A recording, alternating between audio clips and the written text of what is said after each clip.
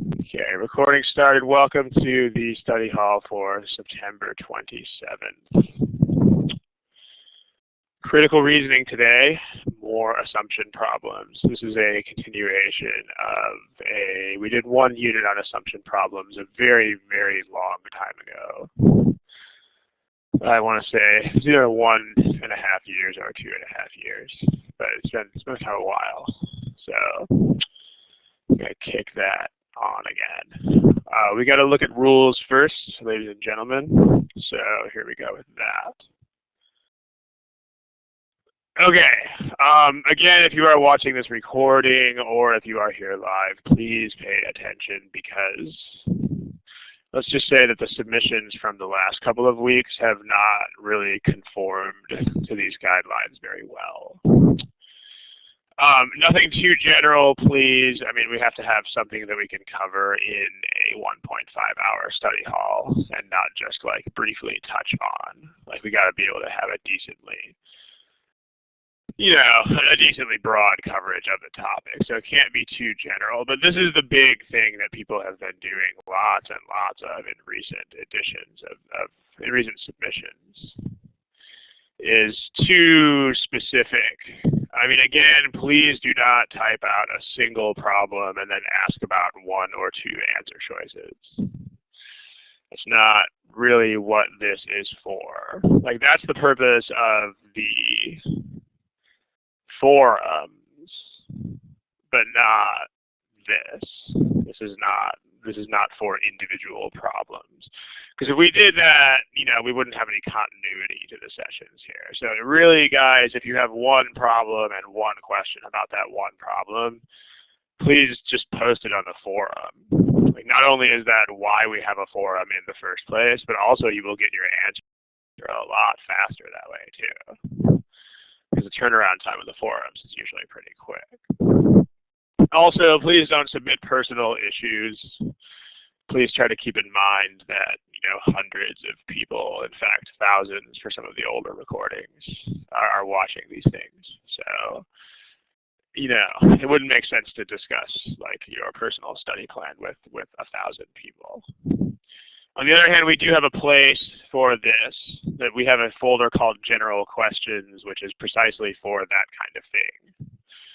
Here's where I stand, here's my proposed study plan, and all that kind of thing. And then if it's an admissions question, we also have a folder dedicated to admissions, which is operated by our partner firm, MBA Mission, who specializes in that kind of thing. So, okay, what we need to see is this, again, topics of intermediate depth. Like today's topic, find the assumption in critical reasoning. Not too broad, not too narrow. This is not as broad as I need help with critical reasoning, because, that's not a single topic. But it's also not a single problem. It's a decently medium scope kind of topic. So if you submit a specific problem, then great, but make sure that you, number one, cite the source, and number two, tie that specific question into a more general idea. So if it's just a question and nothing else, we would expect that to go on the forum. So here are some illustrations from the last 2 weeks that are not good submissions. And it's, it looks like some people have actually taken a bunch of time to type these into the window. So guys, please, guidelines first. Like this person apparently spent a lot of time typing this problem, unless they cut and pasted it or something. But this is a single problem, and this person is asking a single question about a single answer choice. So this kind of question is exactly the reason why we have a forum. So please post it there. Also, this is a submission from the official guide. We've had a bunch of those lately. Like when you first log into the submissions page, it should say in boldface text, please do not use official guide problems. So to submit something like this, you would have to basically ignore the gigantic warning at the start of the page. But please don't ignore the warning, guys. We can't use these. So, and then this kind of thing, I personally am weak at reading comprehension. I take a lot of time. Number one, this question's too general anyway, because this is kind of asking about all of reading comprehension as a whole. And it's not really a thing that we can do in a study hall. But also, number two, this is one person's individual challenges. And so that would be a better question for the general questions folder on the forum. Or if it's a real sticking point, yeah, perhaps even for private tutoring instruction. So, but this is not really a good study hall topic. Remember, when you first log onto the submission screen, you will see this box right here. This box, by the way, guys, we're not really kidding with this box. Like when we say no official guide problems, that means no official guide problems. Thank you in advance. When we say do not submit extremely specific problems, that's what we mean. We mean please post those on the forum. And I think something about 75 or 80% of our submissions in the last couple of weeks have been things that we could not possibly use because of one or the other of these things. So please pay attention to the guidelines. Thank you very much in advance. If you understand these rules, please click on the smiley face icon. If you don't know where to find that, that would be found on your screen. You should see, let's take the next page here. On your screen, you should see this kind of thing underneath your name. You should see this smiley face icon. So when I say give me a smiley face, that means right there, that sort of smiley face. It doesn't mean put a smiley face in the chat box. A couple of you are doing that. It's not what it means. It means click on that thing that's next to your name and give me the smiley face there, not the chat box. So there you go. Also, let's just go ahead and get this out of the way. When there's a question that has multiple choice answers to it, make sure that you use you should have just seen this appear in the last few seconds. If you have a multiple choice question, where you're going to find the responses to that will be right here for multiple choice questions. You should see an alphabetical choice here, A, B, C, D, E. If you click this, it should give you a pull down that shows multiple choice answers. Very important, please use these options. Please do not post your answer publicly for everyone else to see. So please don't post in the chat box. If you want to change your answer, all you have to do is just select the new option. Please don't select the same option twice in a row. If you do, it will delete what you have chosen. So this is where that is found. Okay, if you know where to find all these things now, then please give me the smiley face. Again, the smiley face icon, not a smiley face in the chat box. Good stuff. Okay. So also, if you understand these rules and why these examples on the board are not good examples for the study hall, if you understand that, please give me the smiley face as well.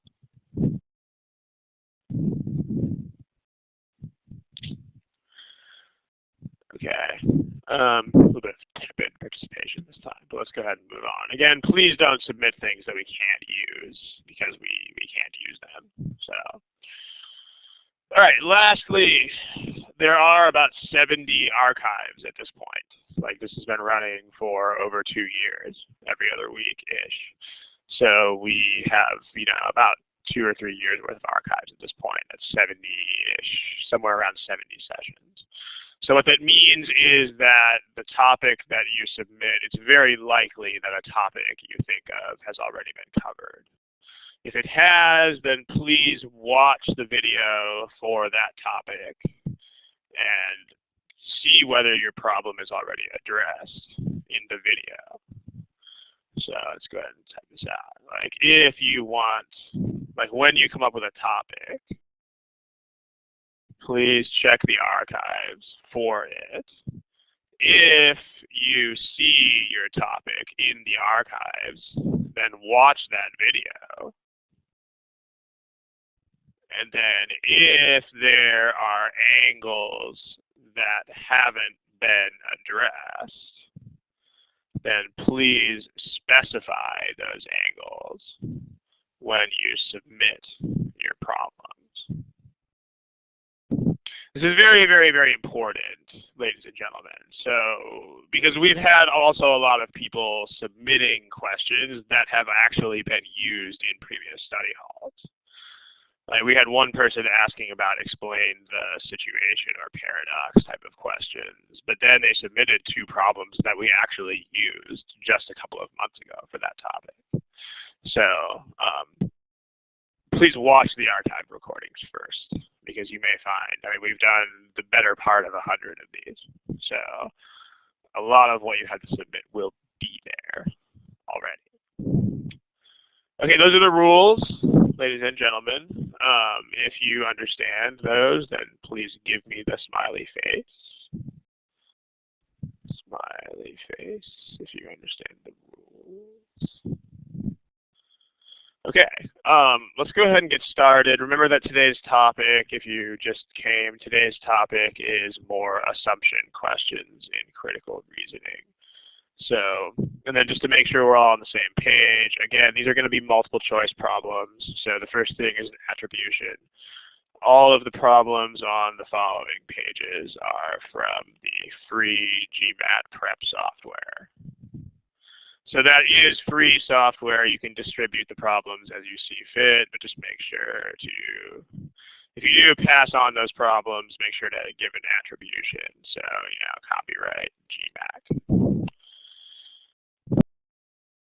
So these are free. You can distribute them, but they are by GMAT. Okay. Remember, when you have multiple choice questions, please use these buttons to answer the questions. Please do not type your answer in the chat box. That would be unfair to other people who are in the room. Okay. Let's do this. And we're just going to go ahead and start with one of these problems and go from there. That would be, how about this one? Okay, so try this. Here's a timer for you.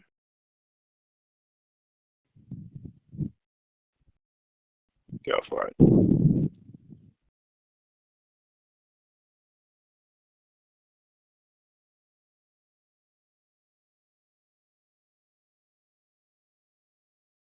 Okay, everybody. So let's pick an answer, please. Remember how the GMAT works, guys. You do have to pick an answer choice. So if any of you have not picked one, then make sure you do so. Yeah. So, okay. Here are, we do have a few non-responses, but Ulysses and Vincent in particular, please pick something. Also Fabio, even if you have to guess, please pick something. Okay, here are your responses as a class. So there. So I mean, we've got a decent plurality of people picking A and E here, but let's go ahead and talk about this really quickly. First, let's talk about what is an assumption anyway. So we'll come back to this problem in a second, but let's make sure we've got our definitions straight here. So what actually is an assumption. So try in the chat box if anybody has any definitions or something like that. Suvik, that's pretty good. Anybody have anything else to contribute to that question? What is an assumption?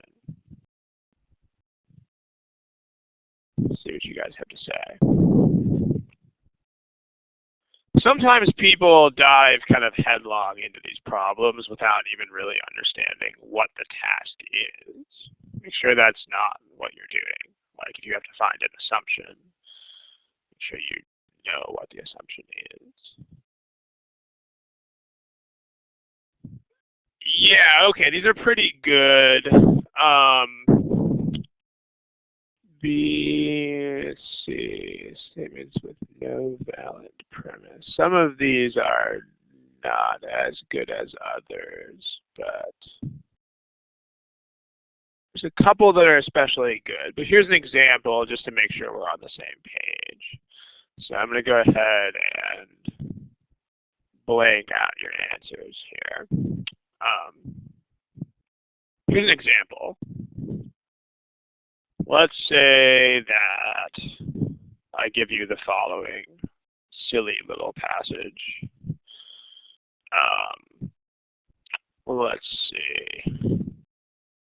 My friend Marco is from Italy. Therefore, Marco likes to take naps during the day. Okay, there's your argument. Simple, very short argument. So the question is, which of the following is an assumption?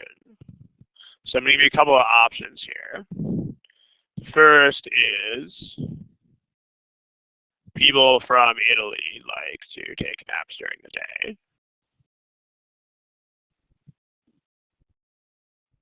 Second assumption is people from Europe like to take naps during the day.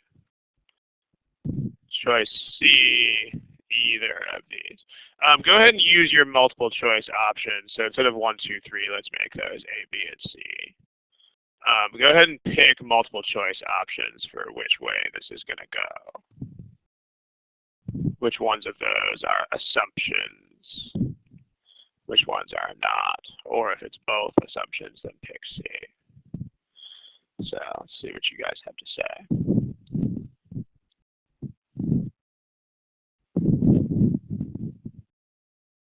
Okay, we've got, only about half of you have answered this. We've got 29 people here right now, and some non-responses. Okay, let's move on here. Again, if you haven't picked anything yet, then it shouldn't really take you that long. But here are, Imran, again, please don't post your response in the chat box. Yeah, thank you. That just kind of ruins things for everyone. Okay, here's your responses. So I think most of us seem to understand what's going on here. It should be just A, but let's just make sure we discuss for those of you who didn't get this right. So what the problem, let me just be sort of brief here with this. The problem with choice B is that it doesn't have to be true. And we don't, I mean, this is only, like, the only thing we're using in this argument. The only concept we're actually using to make our argument is the fact that Marco is from Italy. So what this means is two things. The first thing is we need a statement about people from Italy. But what we don't need, because it's way too general, as some of you have been pointing out, we don't need to know anything about people from the rest of Europe. So in other words, here's what's going on. Like, A is something that we actually need. B is something that we do not need.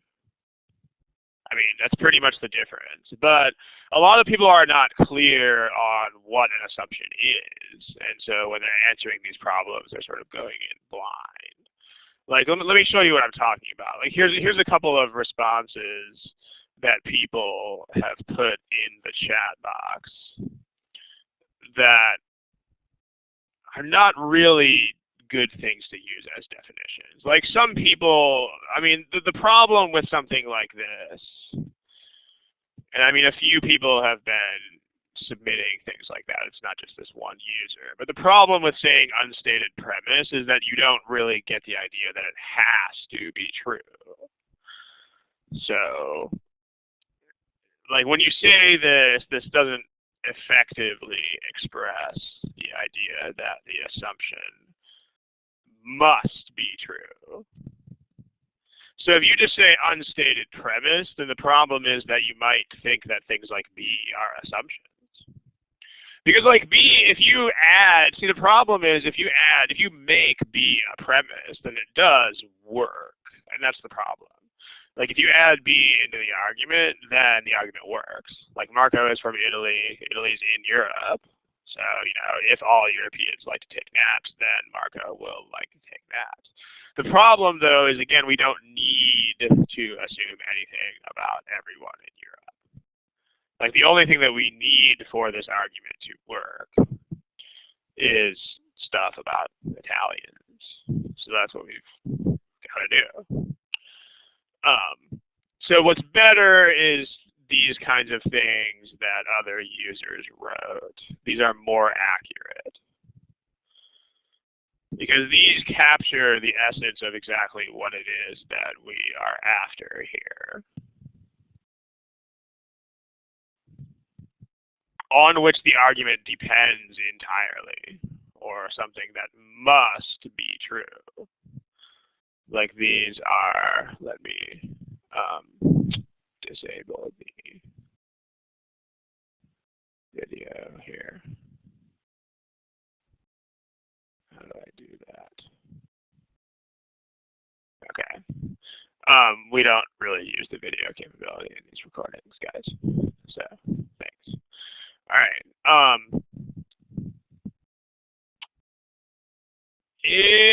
Suvik says if it said people take naps during the day, then not really. I mean, the argument actually doesn't say that Marco takes naps. The argument just says he likes to. So that's actually the only thing that we're talking about is whether someone would like to do so. Whether they actually do so would be an extraneous consideration. So no, that would not be an assumption. Okay, so these things capture, these two on the bottom, these definitely capture the essence of what is going on with this. So in the next slide, what we'll look at is a couple of ways that you can identify assumptions. But these capture the idea better. On the next couple of slides, before we go back to that problem, we're going to look at a couple other very simple arguments and figure out, exactly how you can identify what is being assumed. The first thing to keep in mind, by the way, is that this is not a very normal thing for people to do. Like the whole thing with assumptions is that you don't articulate them. That's actually why this is so sort of annoying of a task. Because in real life, you don't usually articulate assumptions. That's why they're assumptions, because they're not stated. I mean, they're things that are necessary, but they're things, for the most part, they're things that we just don't feel like we have to say. Or they're things that we don't say because we just kind of assume that our audience is on the same page as we are. So that's why this task is difficult, because you're being asked to articulate things that you don't normally have to articulate.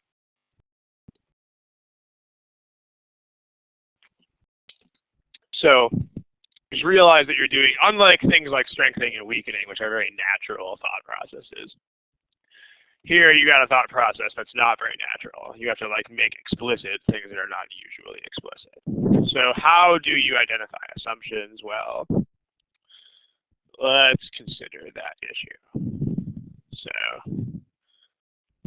two main ways if you want to do this directly. So how can we identify assumptions?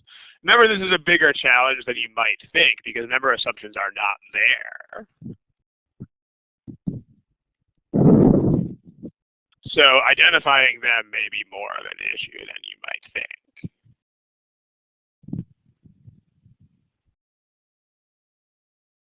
So, because they're not in the argument. Like there's no voodoo magic that you can do to the argument that will just spit out an assumption, which is the whole point. Right? So here is that argument from the previous page. So here you probably just looked at this and said, oh, hey, something is missing. You know, I started with from Italy and I finished with likes to take naps during the day. And so what you probably asked yourself is, whoa, buddy, how'd you get from there to there? So the first way to identify an assumption pretty reliably is if there is an obvious hole in the argument. So if there is a clear hole or jump in the argument, then you need an assumption to fill that hole. So here the hole or jump, you know, or to straddle the jump. Like here, this argument just kind of goes without any justification from this person is from Italy to he likes to take naps during the day.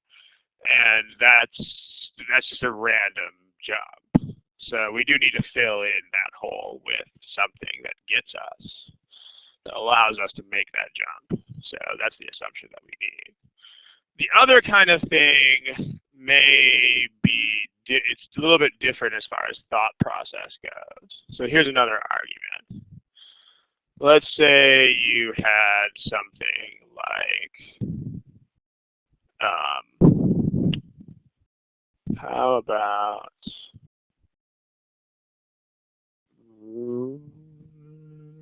something like this?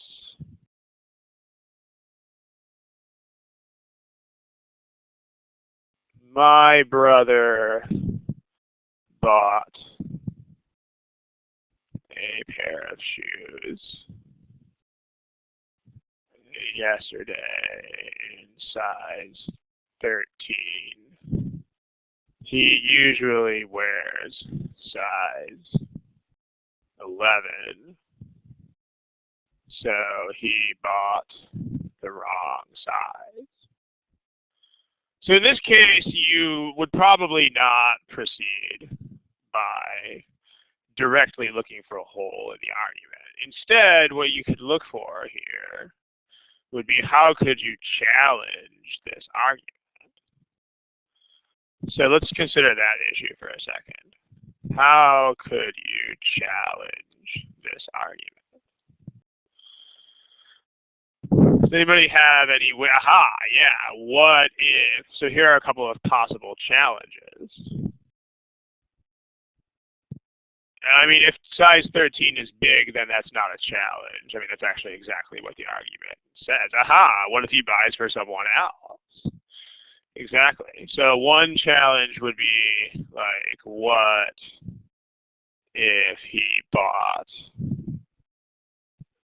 a brand that runs really small? Like, you know, actually I wear a size 16 in some brands and 14 in other brands. So that's definitely a possibility. Another thing might be, what if he bought the shoes for someone else? Etc. So these are possible challenges. There are probably others, but the point is that you can come up with ways to, oh yeah, what if he's still growing? And that also works. What if he is still growing and wants to buy a pair that he can grow into? So, etc. Or even like, what if his usual size is actually too small? Or, you know, how about that? So the point here is that if this argument is going to work, then all of these, we have to dismiss all of these challenges, because all of these challenges will, if they are valid, then all of these challenges will basically kill the argument. So if the argument is to work, we must dispense with all of these challenges. So what that means is, well, but he bought a pair in size 13, Abhishek. So that would be, your statement here would contradict this statement. If that greater than sign is supposed to mean greater than. So we have to dispense with these challenges. We have to get rid of them. We have to prove that they are not really challenges. So for every challenge that you can conceive of, there has to be some sort of assumption that gets rid of it. So each challenge must be countered by an assumption. Because that's the only way to really, that's the only way to say that these challenges are not valid is, oh, we were just assuming that they weren't. So for example, what if he bought a brand that runs small? So let's talk about what kinds of assumptions have to be made here. Well, if he bought a brand that runs small, then the argument won't work. So what assumptions? So challenges are like these, and then each challenge has to give rise to some sort of assumption that's necessary. So one possible assumption would be he didn't buy, like this, the brand he bought doesn't run smaller than other brands than his usual brands.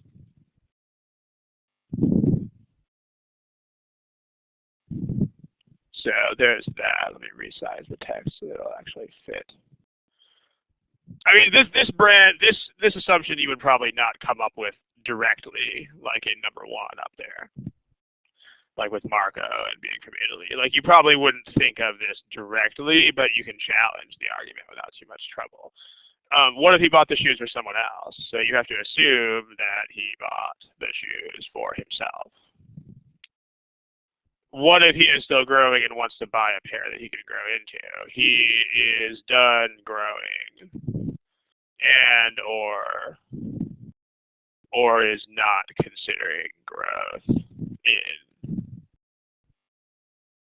when buying shoes. So these are all necessary assumptions. So you could also do that, but actually this is not really a relevant issue because let's talk about that real quick.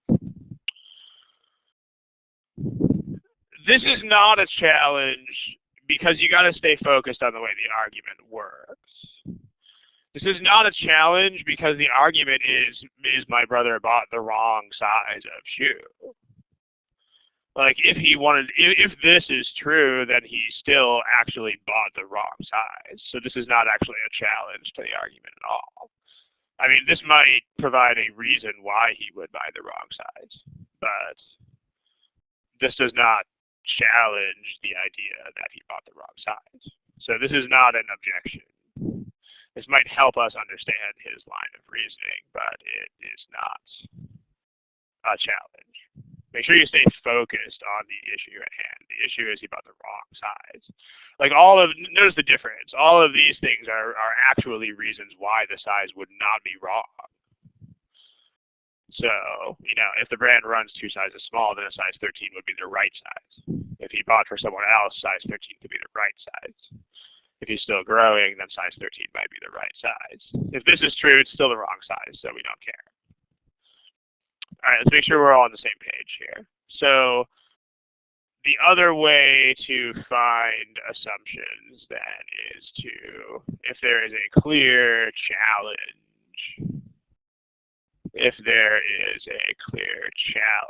to the argument, then you need an assumption to dismiss or counter that challenge. So that's what we're dealing with here. So we need, if there's a clear hole, then you have to straddle it. And if there's a clear challenge, you have to dismiss it. Those are our two main ways to directly identify assumptions. So, all right, smiley face if these things make sense to you guys. And again, I notice what's not happening. Again, please don't put the smiley face in the chat box. Please use the icons that are underneath your name. The one thing that you will not see in this discussion is like templates or rules or formulas that you can memorize.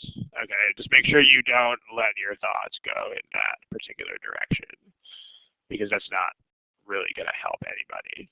I mean, it's much easier to just think using your normal thought processes about these kinds of issues.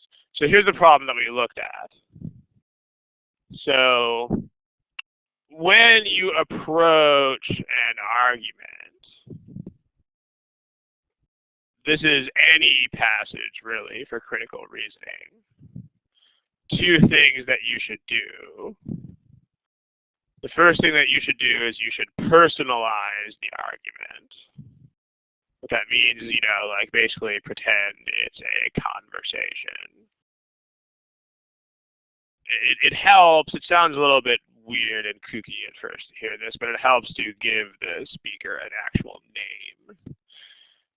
Because we're human beings and we don't think like computers. So for example, if you say, what's the conclusion of the argument versus like, what is Sarah's point? Like those sound like they are, I mean, those are objectively the same question.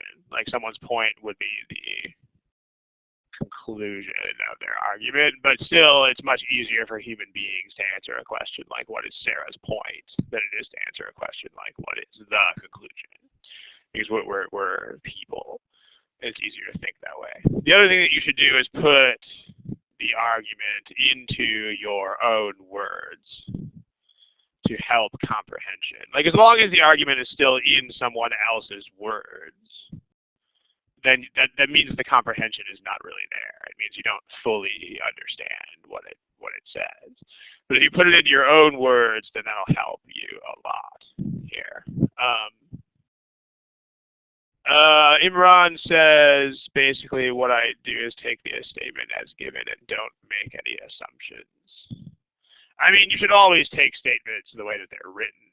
So, I mean, I'm not really sure where you're going with that, but I mean, on one level, yes, that's true, but in a sort of trivial kind of way. But with assumptions, remember what we're doing here in the first place is finding assumptions. So be careful with that. Okay, so in my own words, and I remember that you should be doing this as well, but in my own words, what's going on in this argument is basically this.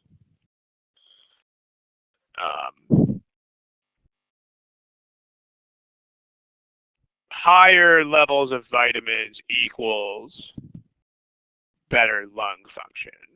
So the amount of, as measured by blah, blah, blah, is just kind of junk that we don't really need. So one thing it says is, so in my own words, one thing they say is more vitamins equals better lungs. And then we know that smokers have worse lungs than non-smokers. And so the argument says one way for smokers to improve is to take in more vitamins and minerals. So therefore, if the smokers take in extra vitamins and minerals, their lungs will get better. I mean, this is, and I mean, you should do this in your own words as well. Not in my words, not in their words. And I mean, you don't have to necessarily write this stuff down on paper. Like, if you do take notes on the argument, which by no means do you have to take notes on the argument, but if you do, then this is approximately what your notes should be there for, is to translate the argument into words that are your own. But the point is to get somewhere, because this is probably a lot easier to understand than the words that are originally up there. So, I mean, as far as finding holes, there doesn't really seem to be much here in the way of holes, right? So to find an assumption, you could, number one, you could try to fill in a hole in the argument. Or number two, you could try to challenge the argument and then specify an assumption to dismiss that challenge. So, I mean, as far as number one goes here, there doesn't really seem to be a ton of holes in this argument because, I mean, if you think about it, this is pretty solid in terms of pure logic. Like, if you make vitamins go up, then lungs will be better, so hey, why not? There doesn't really seem to be a lot of holes here. What about challenging the argument? Does anybody see any challenges that they can level against this argument right here? If so, what?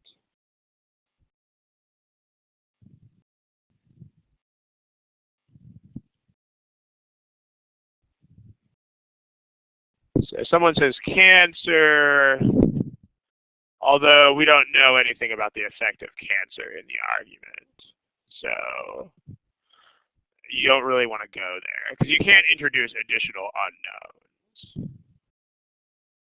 So yeah, like, okay, what Suvik says is pretty much the idea. Like, what if, because the things have to be in the bloodstream, but we're just talking about like eating more of them. And so one possible challenge that you can level against this argument is what if like those things don't get into the bloodstream? Like, what if the problem with smokers is that the vitamins don't make it to the bloodstream in the first place? And that's one possible challenge that you could level here is, because right now we're saying, oh, you should just eat more vitamins and then smile. But the problem is if the vitamins themselves aren't, like if the problem is not the intake of vitamins, but rather the fact that the vitamins are not getting where they're supposed to go, then that's going to be a very valid challenge. So what we need there is an assumption that will counter the challenge. So that's a valid challenge, so we need to assume that that's not the case. Like, nothing gets in the way of smokers' absorption of vitamins into the bloodstream. So that corresponds to choice E. And so choice E is the choice that we want. So if you have any questions about that answer choice, then you can post those. In the meantime, let's discuss this issue that Suvik has posted. Suvik, let me know if I'm actually saying your name correctly. Suvik. I'm not real confident I'm saying that right. But let's see. Hardly matters. No, it matters to me. I mean, my name is not very hard to pronounce, but it would sort of annoy me if somebody was saying it wrong. Okay, so here's a question that Suvik asks. And it's a good one. I mean, it's kind of like, how should I orient myself to this task in general here?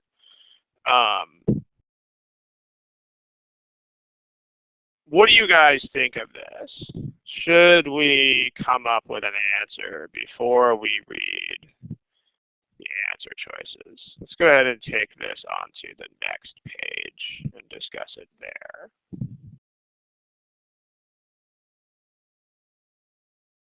So this is a pretty good answer that I want to say it's pronounced Saket. has given. This is actually pretty good. Let me elaborate on this a little bit. The basic idea is the one sort of thing that I'm going to articulate more explicitly here than Saket does is my answer to this question would be yes, if you can. Because, I mean, remember, again, what we said about the task at hand here. I mean, remember what you are trying to do. I mean, ultimately, as weird as it sounds, you are trying to come up with something that is not actually there. So, like, in some cases, you'll be able to do that easily enough. Like, in the case of the shoe size argument, you guys had no trouble coming up with a bunch of challenges. But in some cases, the challenges will not be as easy to come up with. I mean, it's not really realistic to expect that you would be able to find the assumption just on your own at random every single time. So the answer is yes, if you can. And then if you can't really, then you just take the opposite approach and start going through the choices. But I think it's a good idea to see whether you can do one of those two things we talked about first, whether you can challenge it or just come up with a whole. So if not, then go through the choices. And there's one more thing you can do with the choices, which we're going to talk about actually at the present moment. So let's talk about what else you can do.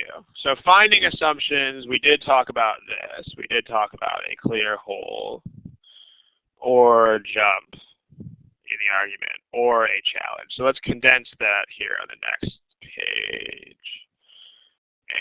And okay, so identifying assumptions directly. There's two ways to do that, like we talked about. Number one, find a whole and fill it in. Or number two, find a challenge and then dismiss it.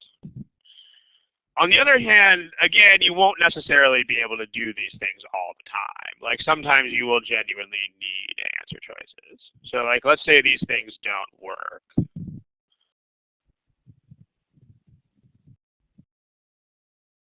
So then if they don't work, that's where you want to start using answer choices.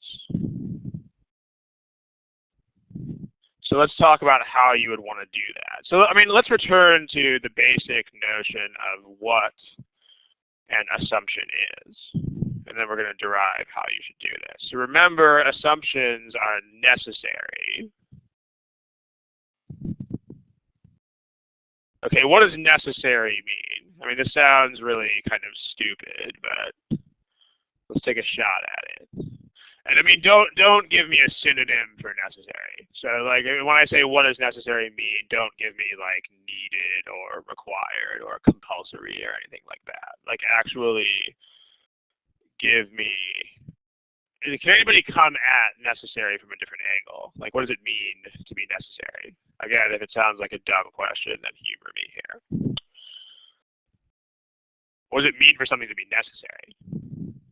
Like, think about what it means. Aha, yeah. Like, think about what it means that water is necessary to stay alive as a human. I mean, that means if you don't get water, then you die. So, what that means in terms of assumptions is that if the assumption is not true, if you don't have the water, then you die. If the assumption is false,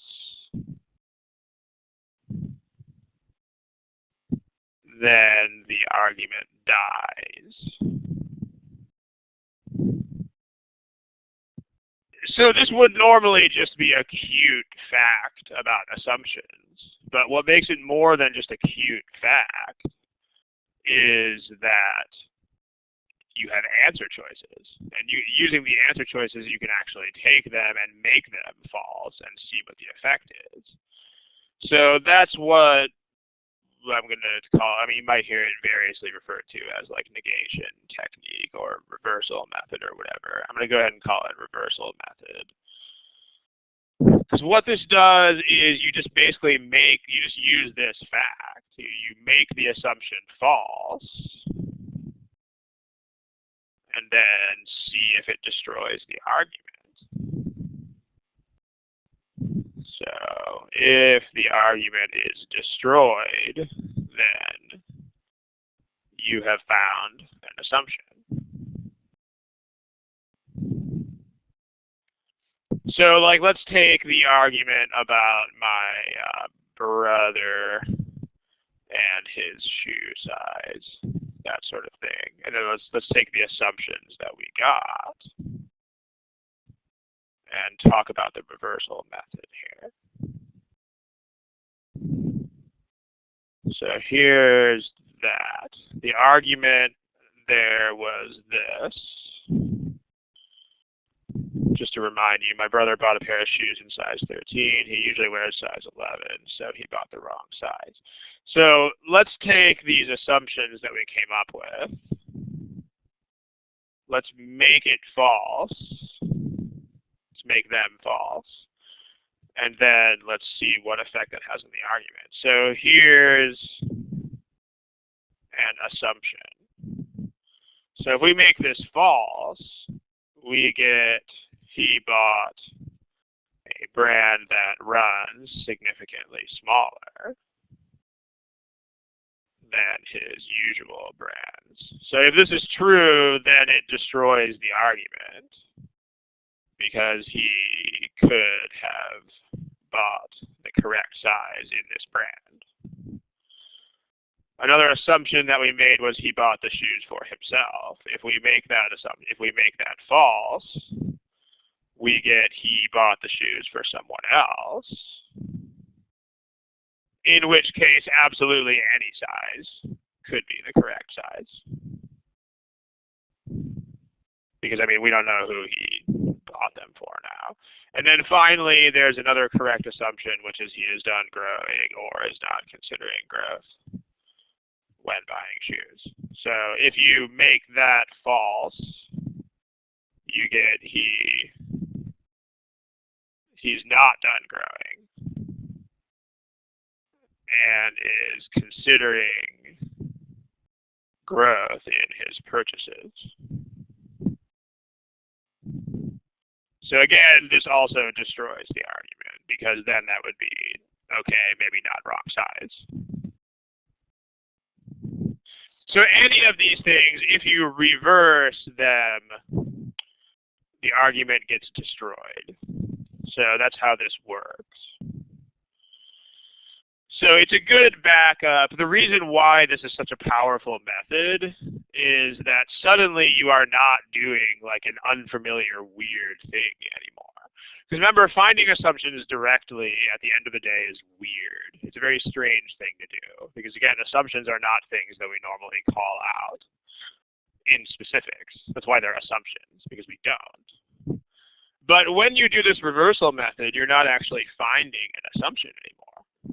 And when you do this reversal method, the task now becomes just taking a statement, which is, you know, the reversal statement, and just seeing whether it makes the argument stronger or weaker or gets destroyed. And that's a very natural thought process.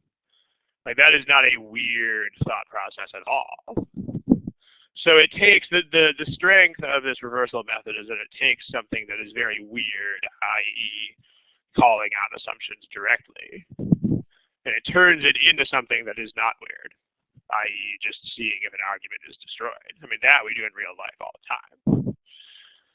So that's the power of this here. So we're going to do a new problem here in a second, but let's go ahead and go back to the problem about smokers, and let's use the reversal method. So here's the smoker problem, kind of out of space on that page. So here's another page.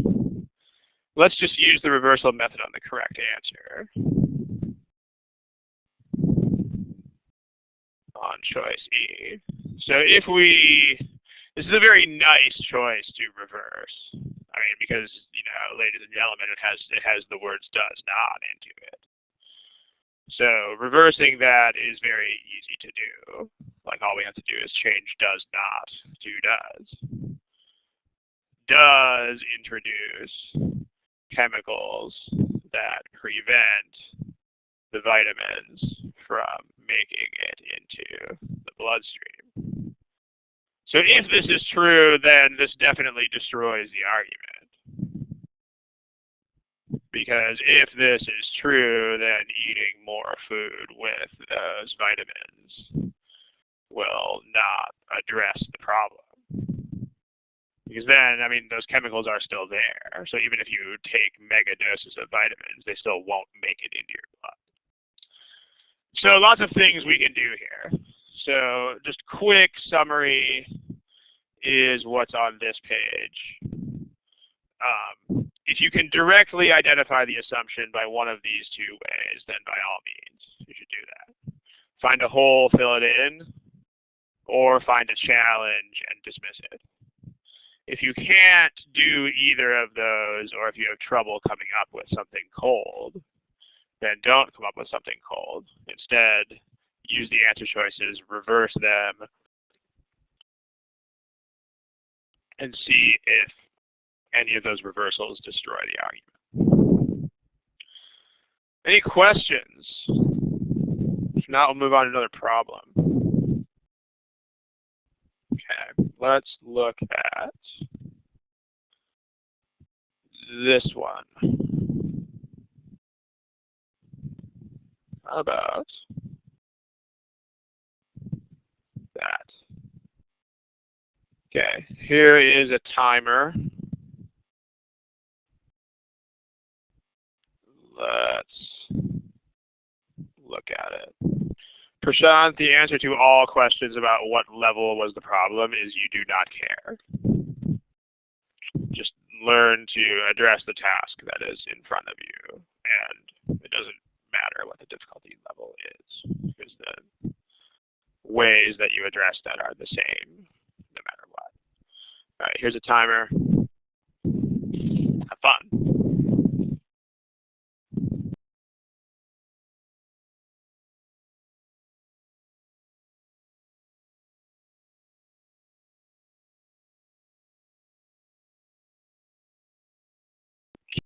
Okay, we still have quite a number of non-responses here, so if you have to guess, please guess. Take about 15 seconds if you need to.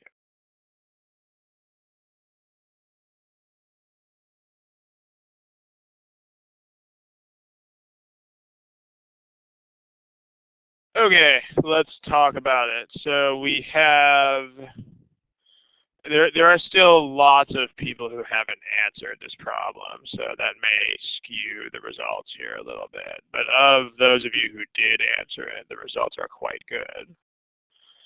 So we have a very strong majority in favor of E. But again, we have 4 non-responses. So actually 3, because one of those is me. Those 3 might, they might change the statistics a little bit. But yes, the one that almost all of you guys picked is indeed the correct answer. So let's go ahead and look at it. It doesn't really seem like we'll have to spend too much time on it because the performance was quite good. But let's check it out. So in my own words, remember that that's the key step here. You should take this and make it, you got to own the passage. You got to make it yours. So the deal here is that we're talking about having to import food. So we don't really care about things like per capita income at the end of the day, except in as much as they affect food. So narrowly self-sufficient is right now Gortland produces just enough grain and meat for its people. That's what narrowly I mean, this is why it's so important to put this stuff in your own words, because like narrowly self-sufficient is kind of mumbo jumbo, whereas produces just enough stuff for its people is definitely not mumbo jumbo. That's a very easy statement to understand. So people are getting richer, and so they are eating more meat. So people in the country are eating more meat. since they have more money.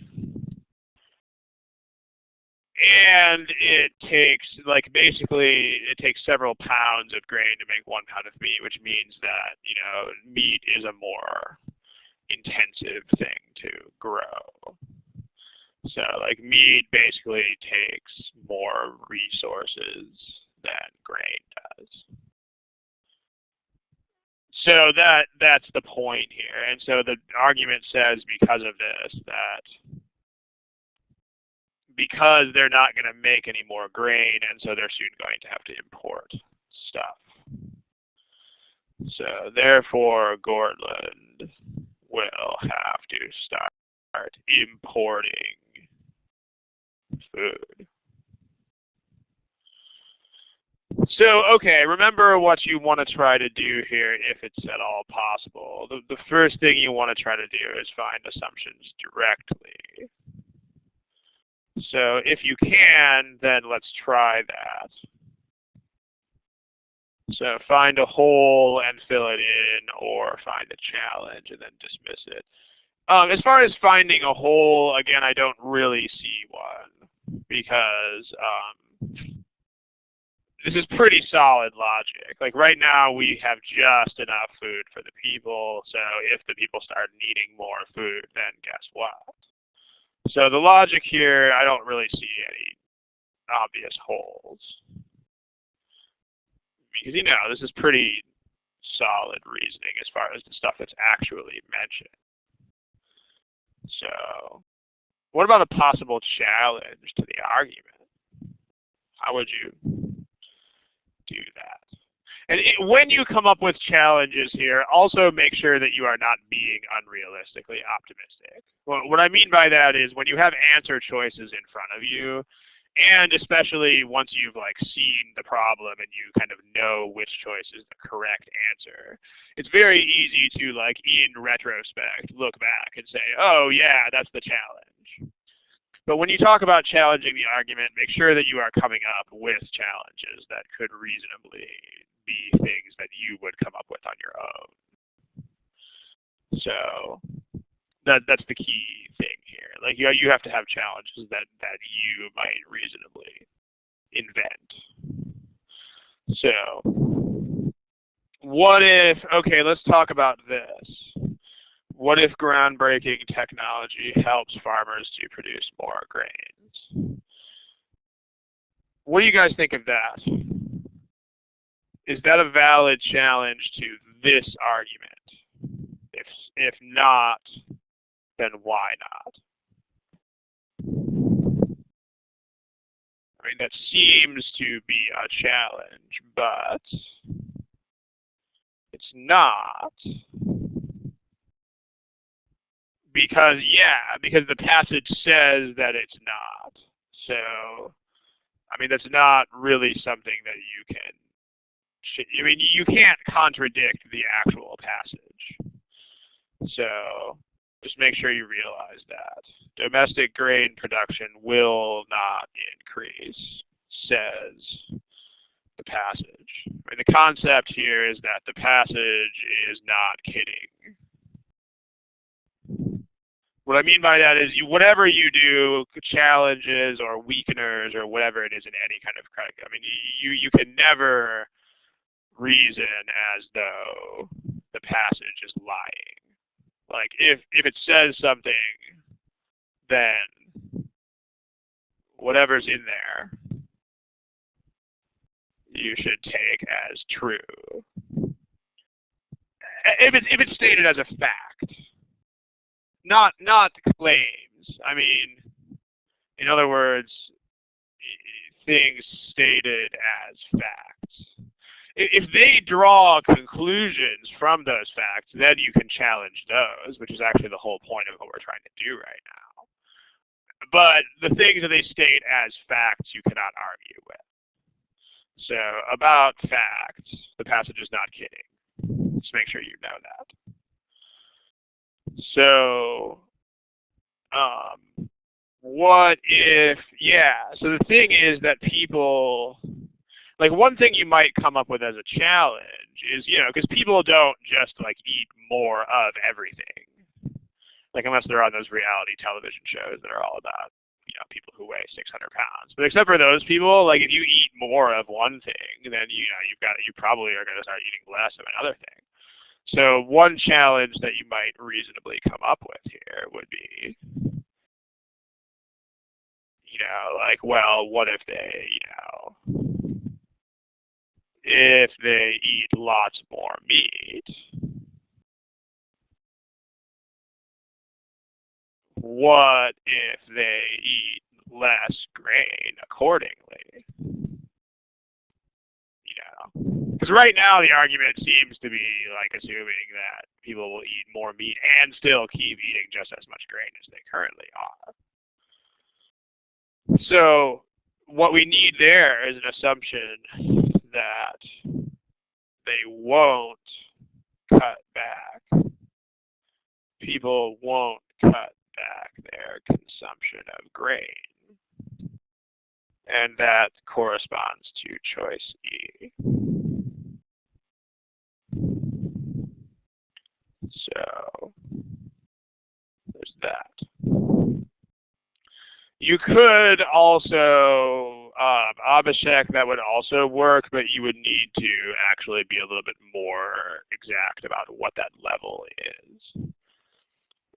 In other words, you would have to say at about the level where Gortland is. That's where that correspondence stops. If they said that, that would also be a challenge.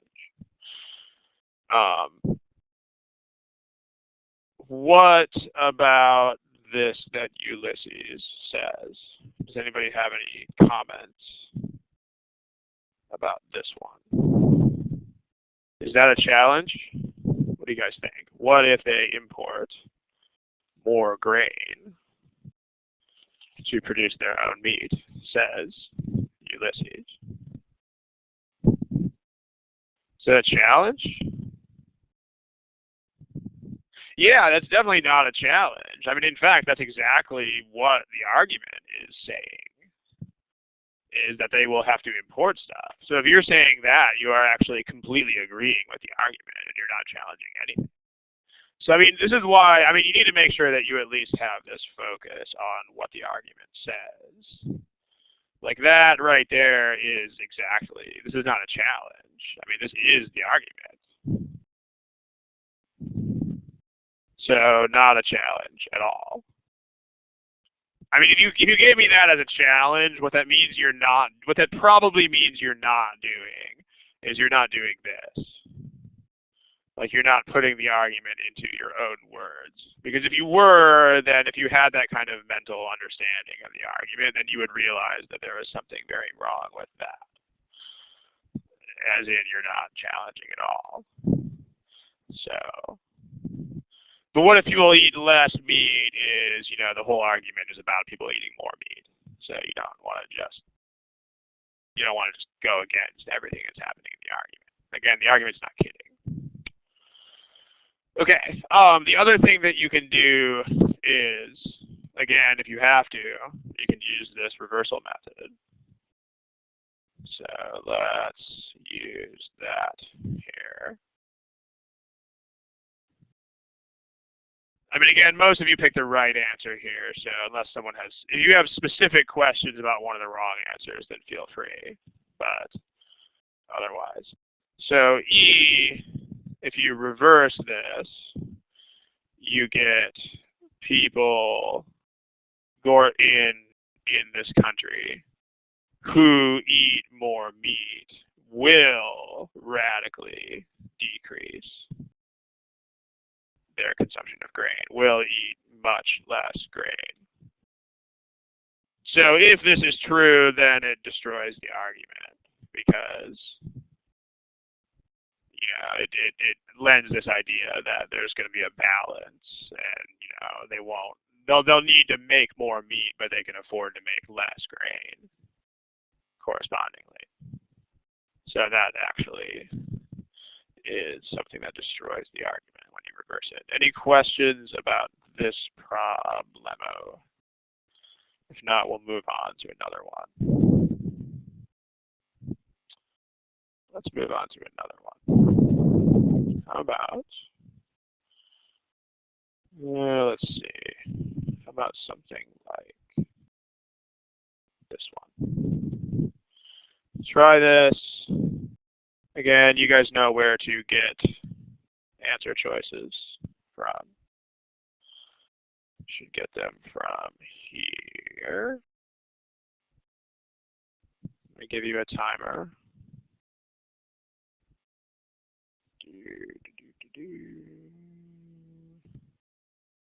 Have a good time.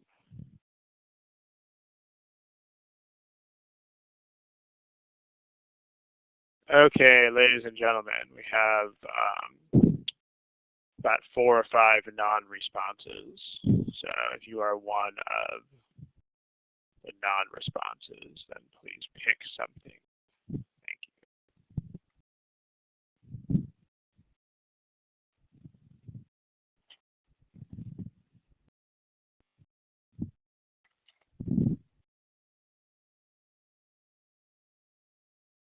Okay. I need to take care of something that will take about 20 seconds. So take 20 more seconds to pick your answer if necessary.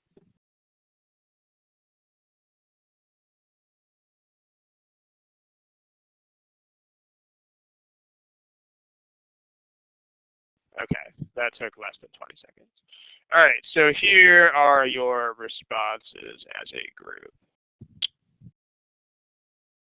So we got a strong majority here, but there's still some, decent segments of people picking other choices. So let's take a look. What's the argument here in the first place? This is one of the few where, because it takes place in the context of a conversation, you have to, it's not as explicit as it always is in most other things. Like, because it's a conversation, you're expected to pick up on the dynamics more than otherwise. So, like, we want to talk about Sharon's argument at the end of the day. So what is Sharon's argument? Yeah, Sharon thinks that it's not weird. That's a pretty good way to summarize. And I mean, if you have trouble figuring that out, I think the best diagnosis there is that you're probably not really thinking of it as, because if you're thinking of this as a conversation, then it's probably not that hard to figure this out. But if you do have trouble knowing what Sharon is arguing, then just think about the words that would clue you in like a normal conversation. Like, for instance, Roland says this thing is alarming, but Sharon says but. So then very likely. So we're saying that's what's going on here. So just make sure you can follow with that sort of thing. So yes. All right, so that's the argument that Sharon is trying to make, is this is not really very weird after all, ladies and gentlemen. So, why is that not weird? So, well, her argument, again, you want to put it into your own words just to conserve time a little bit. Here's my own words. So, Roland basically just says almost everyone knows an unemployed person. Whoa. Sharon says, well, the overall percentage of unemployment is high enough that we would expect, on average, that people would know someone, or even several someones, who is or are unemployed. So, not whoa. That's basically the point. So as far as, again, finding a hole in the argument, you could maybe, you might actually maybe be able to find a hole in the argument in this case. If you are keen on what they do in these passages about averages and statistics and such things. Like this is, I mean, they don't say average, but it's pretty clear that this is a like national average. So can you find a hole? Maybe if you kind of are, if you're down with what they do with statistics here, then you can find a hole here. So the hole here is that Sharon treats an overall average as though it applies to every individual. I mean, this is always a very dangerous thing to do with averages. You know, I mean, if the average American eats like 2,800 calories a day, that doesn't mean that every single American eats 2,800 calories a day.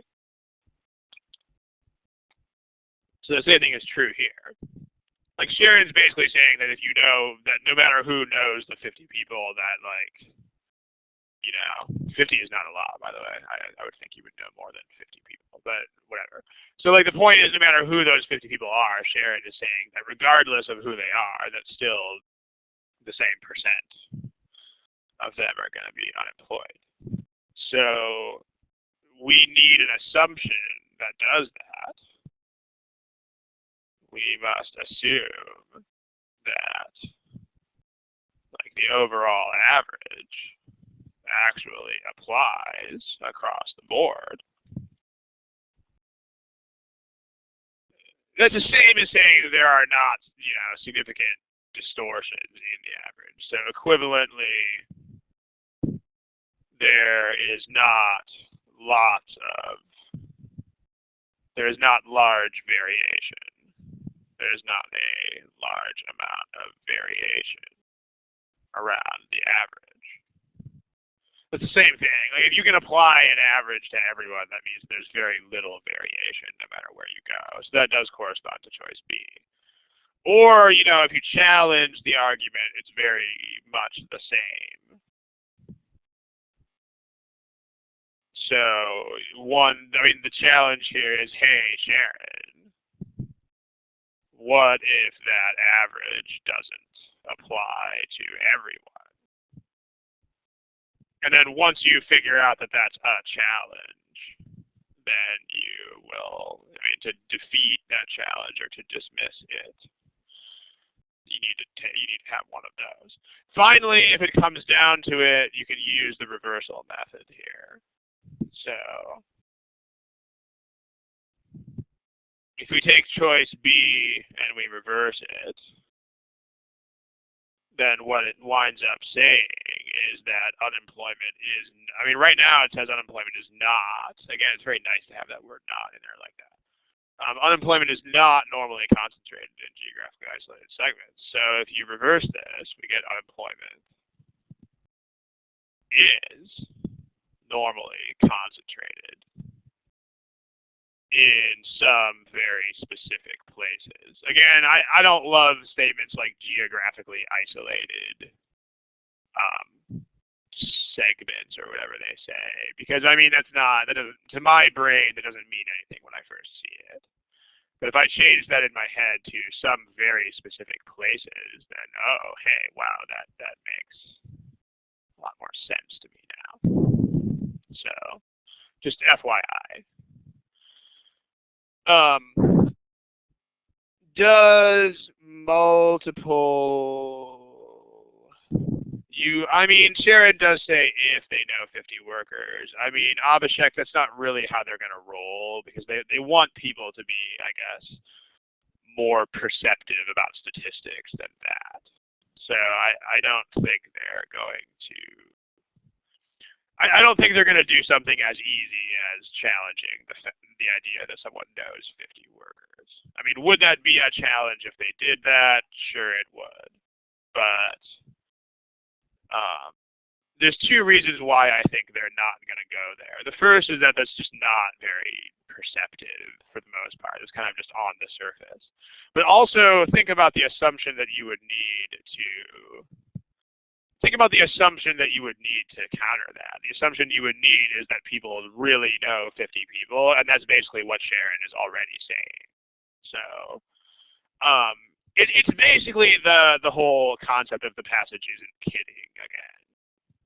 It's not exactly the same because she does say if.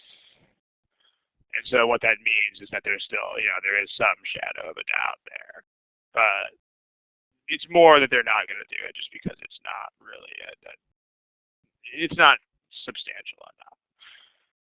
The last thing I want to point out before we leave here is let's take a look at the different correct assumptions that we saw here in these problems. So here's the one about smoking. Notice that this says smoking does not introduce. That's one of them. The next problem we saw was this thing about Gortland, and the correct assumption here was again about what people will not do. And the last problem we saw was this one, and again our correct assumption is about something that people don't do, or something that is not true. So what we want to notice here is, notice that pattern. Like every single correct assumption in these problems was about what people don't do. So one thing that you can notice is that in assumption problems is that not all of them, but a large number, many assumptions are concerned with what people don't do, or with what isn't true, or with what won't happen. If you think about this, if you think about the procedures that we talked about up there, this should actually make perfect sense. Because remember that most assumptions are like dismissals of things that might happen. So this is kind of a natural consequence of that. This should make perfect sense. Makes sense. Because remember, many, if not most, assumptions are dismissals of possible challenges. So, like in other words, challenges of things that might happen, and then you have an assumption that says it doesn't. Even in a really basic argument. Like for example, I don't know, it usually takes 5.5 hours to drive to LA from where I live. So if I have an argument that's like, if I get in my car now and leave for LA, I will get there in 5.5 hours. Think about all the assumptions you have to make about not and not and not. Like, okay, what if you crash your car? You have to assume that I will not crash my car. What if you run out of gas? You'll have to assume that I will not run out of gas. What if your car breaks down? You have to assume that my car will not break down. What if aliens abduct me off the freeway? Well, you have to assume that aliens will not abduct me off the freeway. In other words, there's lots and lots and lots and lots and lots of assumptions that have not in them. There are always a couple that don't. Like, you also have to assume that I have a car to drive and that I have enough money for gas.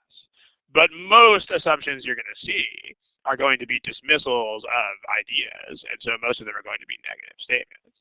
So, in other words, the trend that you're going to see is that lots of correct assumptions. In fact, most in the case of gmatprep and OG. And so we can surmise probably the test itself are negative statements. In other words, statements about what won't happen, or what people won't do, or what isn't true. So if you have to guess, these make an awfully good guess, is the point. So you have to, if you're really lost on an assumption problem, then you should preferentially guess negative statements as assumptions. Because proportionally, I mean, is this going to give you the right answer every time? No, of course it won't. But if you have to guess, then those are good guesses. And then reversal method, you know, this question is also ties in. Let me delete the part that doesn't matter here. Ron, it seems that the reversal method is more effective. I mean, also note that negative statements are also much easier to reverse. So, I mean, you can, even if you're starting with the reversal method, these are also a good place to begin. But this is a good guessing method. Is it perfect? It's not perfect, just like any other guessing method. It's a guessing method. So at the end of the day, no, it will not be perfect. But if you do guess negative statements at random, then you will do a lot better than you would if you guessed non-negative statements at random. So it's a numbers game. All right, we are out of time, ladies and gentlemen. So we're going to close up shop here. If you have any questions that are administrative in nature, like, you know, business questions or things like that, then ask those now. This is not the time to submit topics. In case anybody was going to go there, please don't go there. But if you have any administrative type questions, you can very quickly ask those at this point. Otherwise, we're going to wrap up, call it a day, and good night, and good luck. I'm going to go ahead and turn off the recording.